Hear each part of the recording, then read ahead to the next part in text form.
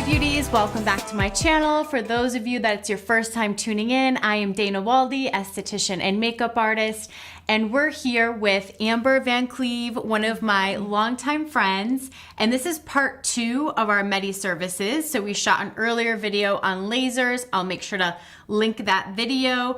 But today, and let me reintroduce Amber, she works at a very popular med spa in Encinitas called Aesthetically Pleasing Med Spa.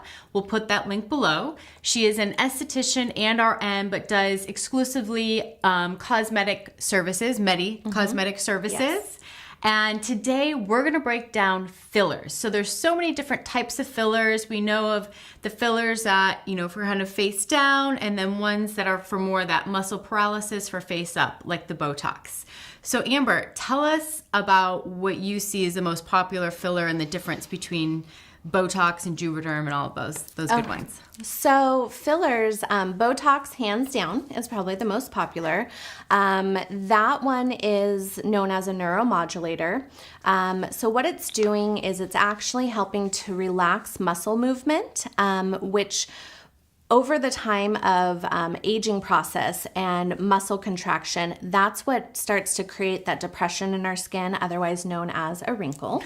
And so when we are able to relax those muscle contractions and essentially some of the facial expressions that we make, we can smooth out wrinkles in most cases. It does kind of depend when you start the process.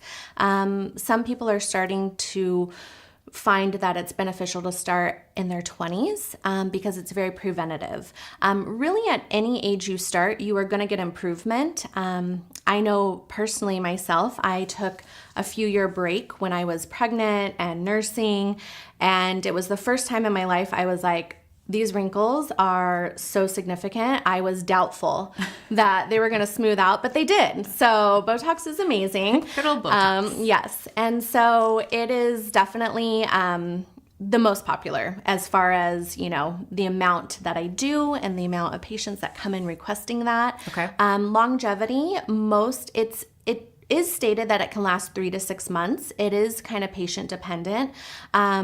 But most patients who are keeping up the results return about every 3 to 4 months. Okay, because your body will naturally metabolize it, and that's what you need to come back for. And that once those muscles start moving, you come back in.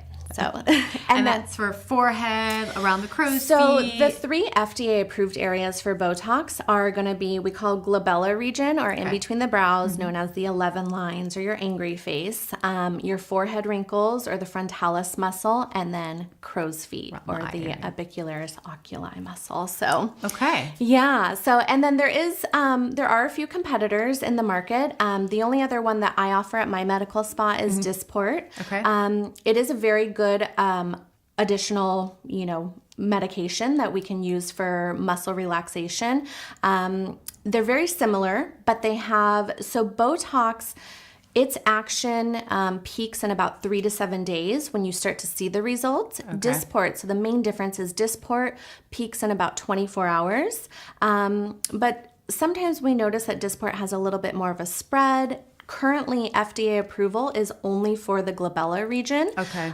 So there's some differences. I will say that they're both amazing. I do use them both. Sometimes patients will request one over another. Okay. And I love the results of both, but there are a little bit different actions with them. Right. And it always comes down to that client consultation.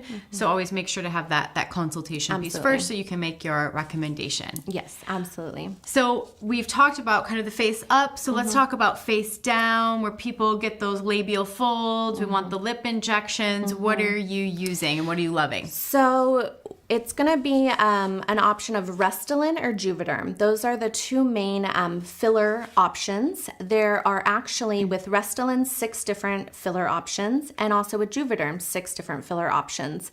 I think it becomes a little bit of practitioner preference of which one they're going to go for and what part of the face.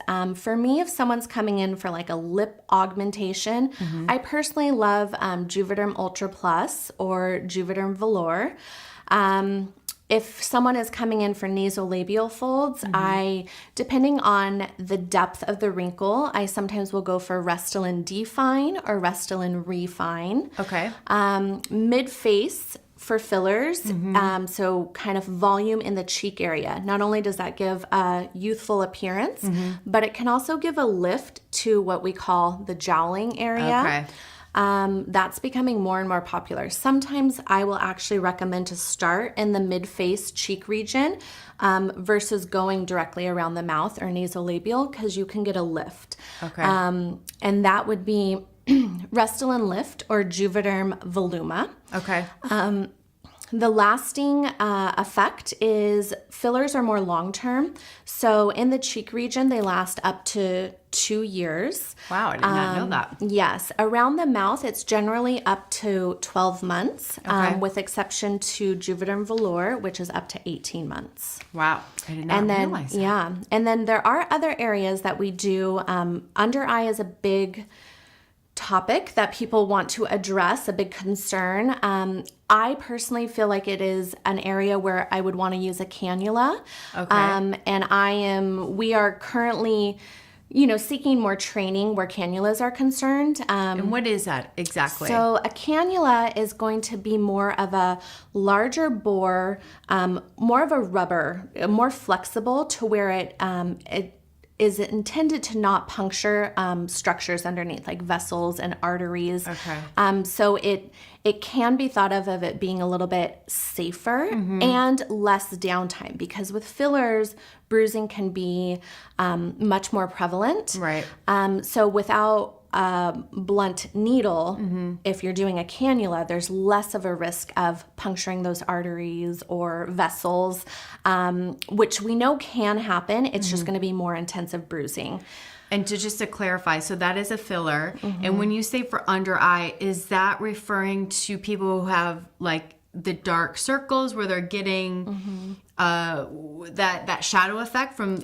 It can, yeah. So filler in the under eye region can help with kind of like we start to lose our fat pads in this area. So you start to have not only dark circles, but, hollowness. So it can actually, fillers are intended to kind of fill an area. Right. So it's more going to smooth out a hollowness in that area. Okay. But in doing that, it does typically help with dark under eye appearance as well.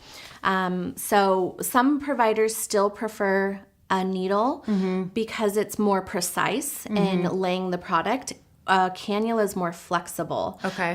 So it's something that we're really taking seriously, because it's, we want to provide not only the best result, but the best safety as well. Right. So that's something that we want to start offering for the more high-risk areas. Okay. Awesome. Well, that kind of sums up all of injectables. Those are the bulk. Yeah, there are more, but those are the majority of the ones that I offer at our medical spa. And the most common one. And yes. And I know you're a busy girl over there. We know that. Yes.